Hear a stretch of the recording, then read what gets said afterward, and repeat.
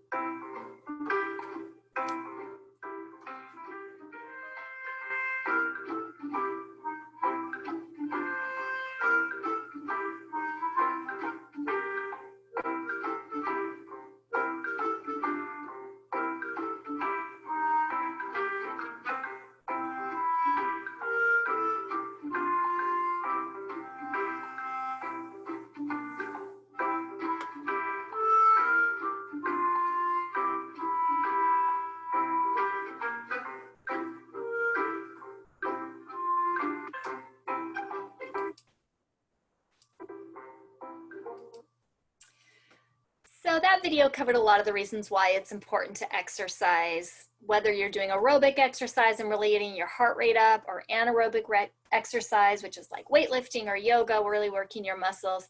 Anything is better than nothing. But I think the most important takeaway from that is to find something that you enjoy doing. For example, if you hate running, then trying to go for a run every day probably isn't going to get you great results because you really don't like it and you probably won't stick with it. So instead, think of ways that you can move your body and actually enjoy the activity that you're participating in.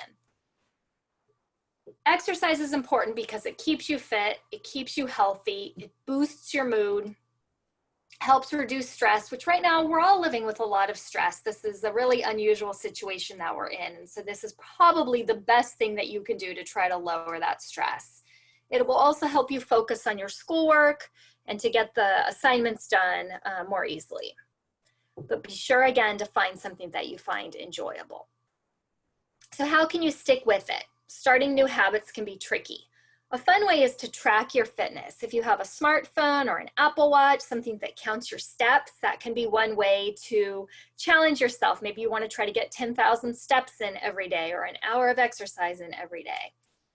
You can also work out with a friend. You might be familiar with the Netflix party, which is a way to watch Netflix movies with friends. And I've been talking with some teens who have been setting challenges during these shows and movies with their friends, where every time a certain character says something or does something, they have to do 10 jumping jacks or 10 burpees. And so it's a fun way to interact with their friends who they can't see in person, as well as to get some movement in together. You can also set a challenge with a friend or family member, you know, see who can work out more every day or reach certain goals. Finally, try to limit the time that you're sitting around. Super tempting right now to binge on Netflix, to be on YouTube all day, but make sure you're getting up and moving your body all throughout the day. All right, now we're going to move on to talking about the importance of having a healthy diet. We've talked about exercise, but what about what you're eating? Because that plays a big role in your overall health as well. And if you're like most teenagers, you probably don't have a well-balanced, healthy diet a lot of the time. Nutrition isn't really important to me because I'm only 15. It's hard to have self-control when there's that much junk food available to me. I'm usually busy with being outside, playing sports, and nutrition isn't really on my mind. I've never looked at a nutrition label once in my life. I don't usually look at the nutrition labels. I probably fast food 2, maybe 3 times a week. I don't eat healthy. I think I'm sort of healthy, but I can do better. It's something we think about every single day of our lives, at breakfast, lunch, and dinner, and with various snacks throughout the day. What to eat? It's a complicated question. Why is it complicated? Because teens aren't making smart choices about what they eat. The average teenager eats way too many overly processed foods and not enough healthy whole foods. Bad food choices can lead to big health problems: obesity, diabetes, heart disease, and more. Your health, good or bad, starts with what you eat. That's what this program is all about. Understanding the top 5 food mistakes most teens make and how to fix them. It's especially important for teenagers to make healthy eating choices. Your bodies are still developing, and you're working hard to get good grades and perform your best athletically. Good food will boost your energy for schoolwork, athletics, and just plain life. Let's get started. What's the first mistake teens make when it comes to food? Not getting enough healthy stuff, like fresh fruits and vegetables. No, I don't like broccoli. I do not like broccoli at all. Spinach is all right. Hate spinach. I really hate spinach. I don't really like spinach in general, but when I do, I just kind of close my eyes and hope for the best. The last time I had vegetables was probably like lettuce on my burger 2 or 3 days ago. I'm wondering if you can relate to this at all. The number one concern that we have about teenagers' diets is the fact that they're not getting a lot of healthy food and eating a lot of junk food or fast food. And I remember when I was younger, an adult telling me that there are actually chemists in labs who are working to add chemicals to food to make it more appealing to us. So it's not surprising that we like Doritos and French fries and that kind of thing. But if you think about giving your body the best nutrition so it can perform the best, then those are foods that we're going to want to avoid most of the time. So a healthy diet consists of fruits and vegetables. And in that last video, you know, a couple of the teens were talking about how they can sort of choke down vegetables that they don't like. But you don't have to do that. I encourage you to make a list of what fruits and vegetables you do like, and then share it with your parents and make sure that you have those fruits and vegetables available to you as much as possible. It's also important to be sure that you're getting lots of protein. It helps with brain and muscle development. So things like lean meats, eggs, nuts, beans, things like that are going to be really important. Also avoiding what we call simple carbohydrates. So white bread, white rice, those sorts of things don't have a lot of nutritional value, but complex carbohydrates do. So things that are made from whole grains, like whole wheat, brown rice, beans again, are going to be a good part of your diet. Also getting some healthy fats. So the chicken McNuggets and the French fries are not the kind of fat that are going to be healthy for you, but things like avocado and olive oil and salmon and nuts are really good for us. And then this one we hear a lot about, and there's a reason for it. It's really important that we drink a lot of water. I love how a lot of our campuses have refillable water bottle dispensers. So when you do get back to school, I encourage you to carry a water bottle around with you that you can refill throughout the day. If you're ever feeling really sluggish or have a headache, one of the best things you can do is to just chug some water and see if that helps, because that can be a sign of being dehydrated. So this graphic here shows us what a balanced diet looks like on a plate. And you'll see there's a lot of veggies, a lot of whole grains, and a little bit of meats, fats, and other foods. So we're going to take a look at what this looks like in real life.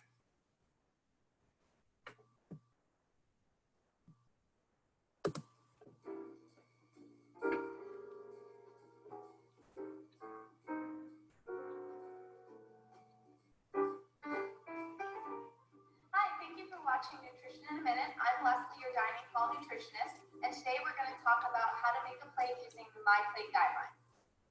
As you can see here, this is a picture of My Plate, and it shows you how to make a healthy meal using the right portions of the different foods. We have this quarter of the plate is a protein, another quarter of the plate is grains, half of the plate is fruits and vegetables. You can also do all vegetables depending on the meal, and then a dairy choice. So I'm going to show you on each of these plates these different food groups. We have some grilled chicken that I cut up, which would obviously be the protein. As you can see, half of the plate is fruits and vegetables. I put some leafy green romaine, onions, peppers, and cucumber. And then the shell would be your grain. This is made from our vegan section on this half, and then I also did a fresh salad. We have a vegan chicken patty that would count as the protein. Here we have the grain, which is mixed in with carrots and celery. And half the plate is the strawberry salad with feta cheese and a vinaigrette dressing. As you can see, that's also half the plate. Lastly, we have our plate from the Almost Home section. As you can see, the rotisserie chicken, which is a nice low-fat protein, is offered. We have some wild rice as the grain. And then the other half of the plate is roasted sweet potatoes and broccoli, which serves as vegetable only. But you can switch up the fruit and have all vegetables on the side of your plate, or fruits and vegetables, so whatever you decide. As you can see, there's many ways to use the food in the dining halls to make a healthy nutritional meal, watching your portion sizes and still getting plenty of nutrition. Thanks for watching Nutrition in a Minute with Leslie. So now you have a clear visual of what a healthy plate of food looks like. What are some things that we should be limiting or avoiding? Well, as already mentioned, fast food. Try not to eat it more than once a week if possible. Also really limit your caffeine. A little bit's okay, but too much is not good for us. Also watch how much sugar you're eating. Some things it's obvious that they have a lot of sugar, like desserts and treats and candy, but sometimes there's sugar that we're not aware of in salad dressings and ketchup and marinara sauce and things like that. So be sure you check labels if you're cooking at home, and try to avoid buying products that have a lot of unnecessary hidden sugar. Fried food, again, something you're going to want to limit to maybe once a week. And soda. Even though it tastes good, it's pretty much all chemicals, and so it's not good for our health. The last thing I want to talk about when it comes to nutrition is breakfast. And I know with my own 2 teenage daughters, it can be really hard to get them to eat breakfast before they go to school. The great news is that now that you're home, I encourage you to eat breakfast regularly if you don't normally, because you can eat it a little bit later since you don't have to be at school super early in the morning. And breakfast just really primes your brain for learning and gives you the energy that you need to get through the day. It provides energy, it improves your ability to concentrate. It's been shown that students who eat breakfast every day tend to have higher grades, and it can help you maintain a healthy weight. Sometimes people think skipping meals is a way to lose weight, but it's actually better to eat regularly throughout the day to keep your blood sugar levels at a consistent level. All right, the final thing we're going to talk about today, we've talked about exercise, we've talked about nutrition, we're going to finish on sleep, because sleep is something that most teenagers do not get enough of. How much sleep do you need?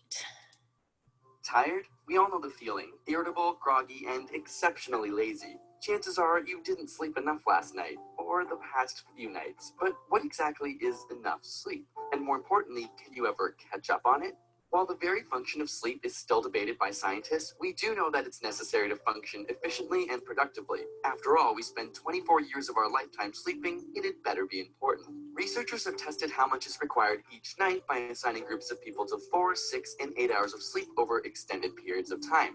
After 14 days, those with 8 hours of sleep exhibited few attention lapses or cognitive issues. However, those with 6 or 4 hours of sleep showed a steady decline. In fact, after only 2 weeks, the 6-hour group showed a similar reaction time to a person with a blood alcohol concentration of 0.1%, which is considered legally drunk. The 4-hour sleepers suffered even more, occasionally falling asleep during their cognitive tests. In both groups, brain function decreased day by day almost linearly with no sign of leveling off. Scientists have dubbed this cumulative effect as sleep debt.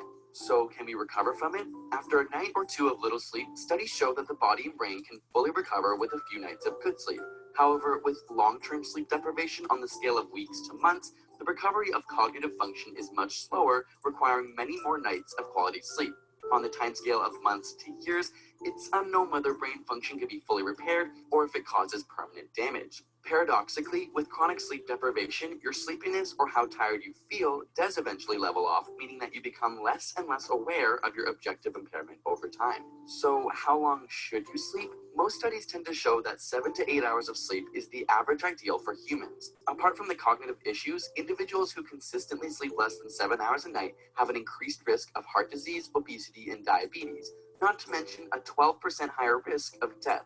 On the flip side, studies have shown that while sleeping more than 8 hours does not impair brain function, it also carries an increased risk of heart disease, obesity, and diabetes, and a 30% increased risk of mortality. So too much sleep may also be a bad thing. But variation most certainly exists, and our genetics play a large role. In fact, individuals genuinely unaffected by only 6 hours of sleep were found to have a mutation of a specific gene.